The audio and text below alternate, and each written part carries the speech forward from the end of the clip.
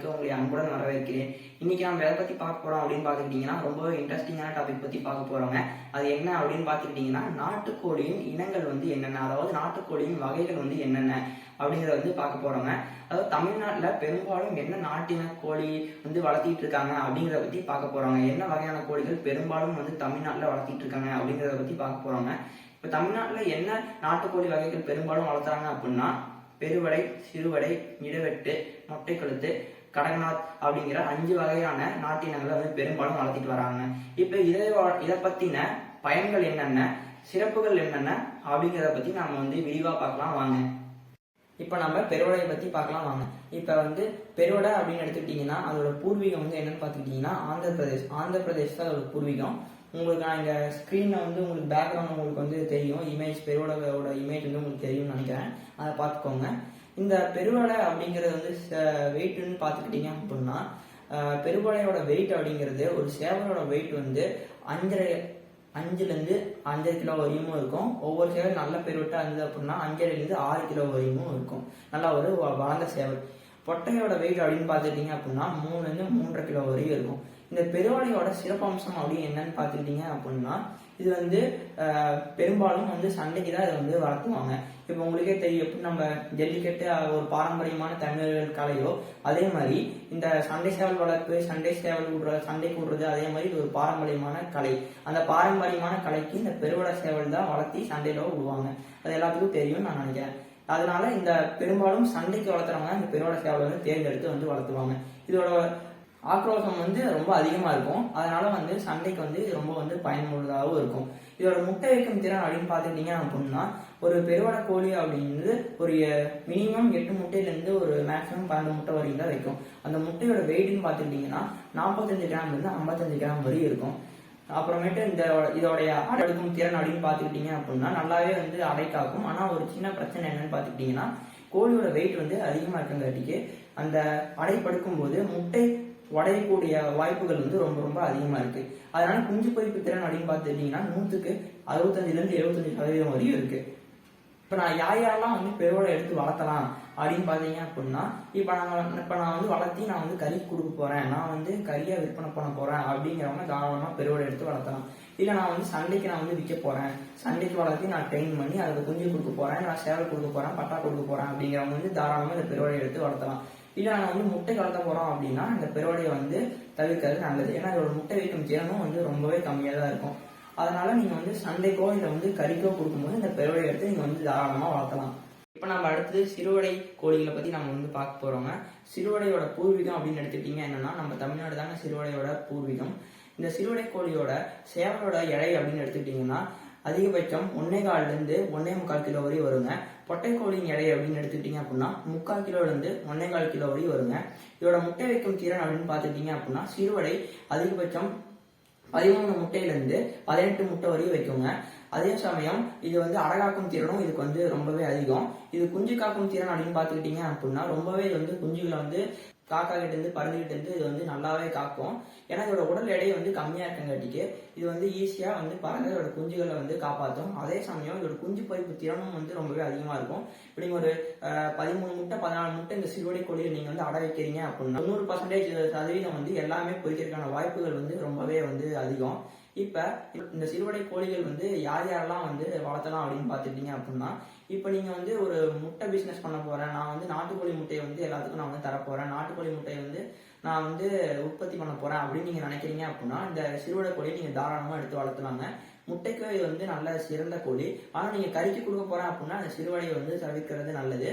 அதனால நீங்க முட்டைக்கு கொடுக்க போறேன் அப்படின்னா இந்த சிறுவடையை தாராளமா எடுத்து வளர்த்தலாம். அதே மாதிரி எனக்கும் சிறுவடை சேவல் ரொம்பவே பிடிக்கும். உங்களுக்கு யாருக்கெல்லாம் பிடிக்கும் கீழே கமெண்ட்ல சொல்லுங்க. இப்ப நம்ம அடுத்தது பார்க்க போறது என்னன்னு பாத்துக்கிட்டீங்கன்னா, நம்ம இப்ப கடகநாத் கோழி பத்தி பார்க்க போறோங்க. இந்த கடகநாத் கோழி அப்படிங்கிறது கருங்கோழி அப்படின்னு சொல்லுவாங்க. இதோட நிறமும் ஆகட்டும், இதோட சதையும் ஆகட்டும் கருப்பு கலர்ல இருக்கும். அதனால இதுக்கு கடகநாத் அப்புறம் கருங்கோழி அப்படின்னு பேர் வந்தது.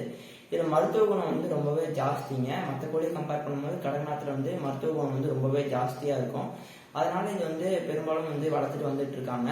இதோட முட்டை வைக்கும் திறன் அப்படின்னு பாத்துக்கிட்டீங்க அப்படின்னா சிறுவடை மாதிரியே தாங்க. முட்டை வைக்கிறதுல அப்புறம் அடப்படுக்கிறது அப்புறம் குஞ்சு காப்பாத்துறது எல்லாமே சிறுவடை மாதிரியே தான் இருக்கும். சிறுவடை எந்த அளவுக்கு முட்டை வைக்குதோ அதே அளவுக்கு இது வைக்கும். ஆவரேஜா ஒரு 15 முட்டையிலேருந்து ஒரு 18 முட்டை வரையும் வந்து தாராளமாக வைக்கோங்க.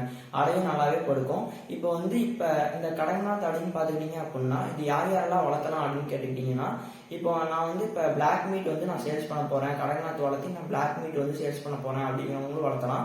அதே சமயம் நான் வந்து முட்டையும் நான் வந்து சேல்ஸ் பண்ண போகிறேன், கடக்நாத் முட்டை சேல்ஸ் பண்ண போகிறேன் அப்படிங்கிறதும் வளர்த்தலாம். இதில் பெரிய ப்ளஸ் என்னன்னு பார்த்துக்கிட்டிங்கன்னா, இப்போ சிறுவடை முட்டையை காட்டிலும் கடக்நாத் முட்டை வந்து பார்த்தீங்கன்னா மார்க்கெட்டில் இப்போத்துள்ள மார்க்கெட்டில் டபுள் மடங்கு விற்கிது. இப்போ சிறுவடை முட்டை வந்து அதிகபட்சம் 15 ரூபாய் விற்கிது அப்படின்னா கடக்நாத் முட்டை வந்து பார்த்தீங்கன்னா 30 ரூபா வரையும் விற்கிது மார்க்கெட்டில். அதனால் நீங்கள் வந்து இது வந்து சிறுவடை அளவுக்கே தான் முட்டையை வைக்கும். அதனால் அதே சமயம் பிளாக் மீட்டாகவும் இருக்கும். அதனால் நீங்கள் வந்து முட்டையும் நீங்கள் வந்து டபுள் மடங்கு மதிப்பு கூட்டி நீங்கள் கடக்நாத்தில் விற்றுக்கலாம். இப்போ நம்ம மொட்டைக்கழுத்து கோழி பற்றி பார்க்கலாம். இப்போ வந்து மொட்டைக்கழுத்து கோழியோட பூர்வீகம் அப்படின்னு எடுத்துக்கிட்டிங்க அப்படின்னா வந்து யூரோப்பியன் காண்டினென்ட்டில் ரொமேனியா அப்படிங்கிற ஒரு கண்ட்ரி தான் அதோட பூர்வீகமாக இருக்குது. இது சைஸ்லேயும் சரி உருவத்துலேயும் சரி பார்க்க வந்து சிறுவ மாதிரியே தான் இருக்கும். என்ன ஒரு டிஃப்ரென்ஸ்னால் இது வந்து கழுத்தில் வந்து அதுக்கு வந்து முடிகள் வந்து இருக்காது. ஆனால் சிறுவடைக்கு வந்து கழுத்தில் வந்து முடிகள் வந்து இருக்கும். சைஸ்ன்னு எடுத்துக்கிட்டிங்கன்னா சேவல் வந்து 1.5 1.5 முக்கால், பொட்டைக்கோழி வந்து அதே தான் 1.25 1.5. முட்டை வைக்கும் தன்மை, அடைப்படுக்கும் தன்மை எல்லாமே வந்து சிறுவடை மாதிரியே தான் இருக்கும். 15 18 முட்டை வரையும் இந்த மொட்டைக்கழுத்து கோழி வந்து வைக்கும். இதுக்கு இங்கிலீஷில் பேர் என்னன்னு பார்த்தீங்கன்னா வந்து நேக்கடு நெக் ஹேன் அப்படின்னு வந்து சொல்லுவாங்க. இதில் என்ன ஒரு ஸ்பெஷாலிட்டி அப்படின்னு பார்த்துக்கிட்டிங்கன்னா இதுக்கு வந்து நோய் எதிர்ப்பு சக்தி வந்து மற்ற கோழிகளை வந்து கம்பேர் பண்ணும்போது இதுக்கு வந்து அதிகம். ஏன்னு கேட்டுட்டீங்க அப்படின்னா இப்போ மற்ற கோழிகளுக்கெல்லாம் வந்து வேக்கிற தன்மை வந்து இருக்காது. அது ஃபுல்லாக வந்து முடியாக இருக்கும். ஆனால் அதனால் வந்து வேக்காது. ஆனால் வேக்கிற தன்மை இல்லாதங்காட்டி சீக்கிரமாக வந்து நோய்கள் வந்து வந்துடும். ஆனால் இதுக்கு வந்து கழுத்தில் வந்து முடி இல்லாதங்காட்டிக்கு வேக்கிற தன்மை வந்து இருக்கும். அதனால வந்து அதுக்கு வந்து நம்மள மாதிரியே வந்து வேக்கும், அங்கேயும் இங்கேயும் போகும்போது வேக்கும். அதனால வந்து அந்த கெட்ட நீர்லாம் வந்து வெளியே வந்துடும். அதனால அதுக்கு வந்து நோய் எதிர்ப்பு சக்தி வந்து ரொம்பவே அதிகமாக இருக்கும். புதுசாக கோழி வளர்த்துற நண்பர்கள் வந்து பார்க்கணும் அப்படின்னா நீங்கள் இதை எடுத்து வளர்த்தலாம். அதே மாதிரி யாரெல்லாம் அந்த மொட்டைக்கழுத்து கோழி வந்து வளர்த்தலாம் அப்படின்னு பார்த்துக்கிட்டீங்க அப்படின்னா இப்போ நீங்கள் வந்து முட்டைக்கு நான் வந்து சேல்ஸ் பண்ண போகிறவங்க தாராளமாக அதை வந்து எடுத்து வளர்த்தலாம். அதே சமயம் நீங்கள் நோய் எதிர்ப்பு சத்தும் இதுக்கு வந்து அதிகமாக இருக்கும். அதனால் நீங்கள் வந்து நோய் வந்து அவ்வளோ சீக்கிரம் வராது. அதனால் நீங்கள் கொஞ்சம் தைரியமாகவும் வளர்த்தலாம். முட்டைக்கும் நீங்கள் வந்து சேல்ஸ் பண்ணலாம், கறியாகவும் கொடுக்கலாம். ஏன்னா கறியாங்கும் போது உங்களுக்கு வந்து வெயிட் அந்த அளவுக்கு வராது. ஆனால் நீங்கள் முட்டைக்கு வந்து தாராளமாக நீங்கள் வந்து இந்த மொட்டைக்கழுத்தை வந்து எடுத்து வளர்த்தலாம். மெயின் ப்ளஸ் அதுக்கு வந்து நோய் அவ்வளோ சீக்கிரம் வராது. அதான் மெயின் ப்ளஸ்.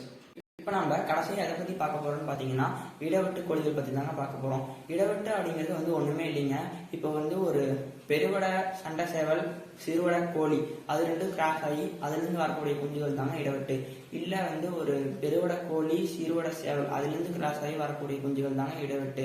இப்போ பெருவடை சிறுவடை அப்படிங்கிறது நம்ம வந்து நாட்டினங்களாக தான் நம்ம வந்து கருதுகிறோம். இப்போ அதனால் அதுலேருந்து வரக்கூடிய குஞ்சுகளை நம்ம வந்து நாட்டினங்களாக தான் கருதுவோம். அதனால் இந்த இடவெட்டம் அப்படிங்கிறது வந்து நாட்டுக்கோழி இனத்தில் வந்து ஒன்றா தான் இருக்குது. இப்போ இதோட மெயின் ப்ளஸ் என்னன்னு பார்த்துக்கிட்டீங்க அப்படின்னா இது வந்து பெருவடை கறிக்கும் நம்ம வளர்த்திக்கலாம், முட்டைக்கும் நம்ம வளர்த்திக்கலாம். இப்போ ஆனால் வந்து இது பெருவடை அளவுக்கு கறியும் வராது, சிறுவடை அளவுக்கு முட்டையும் போடாது. நீங்கள் வந்து கறிக்கும் வளர்த்தணும் முட்டைக்கும் வளர்த்தணும் அப்படின்னா நீங்கள் வந்து இதை தாராளமாக எடுத்து வளர்த்தலாம். இப்போ இதோட சேவலோட வெயிட் அப்படின்னு பார்த்துக்கிட்டீங்க அப்படின்னா 2.5 கிலோலேருந்து 3 கிலோ வரையும் வரும். கோழியோட வெயிட் அப்படின்னு பார்த்துக்கிட்டீங்க அப்படின்னா 1.25 அதிகபட்சம் ஒவ்வொரு கோழி வந்து இடவெட்டில் 2.5 கிலோ வரையுமே வருங்க. அதனால் நீங்கள் வந்து டபுள் ப்ளஸ் இதில் நீங்கள் வந்து என்ன பண்ணலாம், நீங்கள் கறி கொடுக்குறாலும் நீங்கள் கறிக்கும் கொடுத்துக்கலாம், இல்லை நீங்கள் வந்து முட்டைக்கு கொடுக்குறனாலும் நீங்கள் முட்டைக்கு கொடுத்துக்கலாம். அதே மாதிரி முட்டையும் பார்த்தீங்கன்னா வந்து இடவெட்டு கோழிகள் அதிகபட்சம் வந்து 15 முட்டை வரை வைக்கும். ஒவ்வொரு கோழி 16 முட்டை வரையுமே வந்து வைக்கும். அதனால் ஒன்றும் பிரச்சனை இல்லை. நீங்கள் தாராளமாக இந்த இடவெட்டு கோழிகளை வந்து எடுத்து நீங்கள் தாராளமாக வந்து வளர்த்தலாம். மேலும் இந்த 5 வகையான கோழிகள் பெருவடை சிறுவடை இடவெட்டு மொட்டைக்கழுத்து கடக்நாத் இப்போ நான் இந்த கோழிகளை பற்றி சொன்ன தகவல்கள் வந்து உங்களுக்கு கண்டிப்பாக பயனுள்ளதாக இருக்கும் அப்படின்னு நான் வந்து நம்புகிறேன்.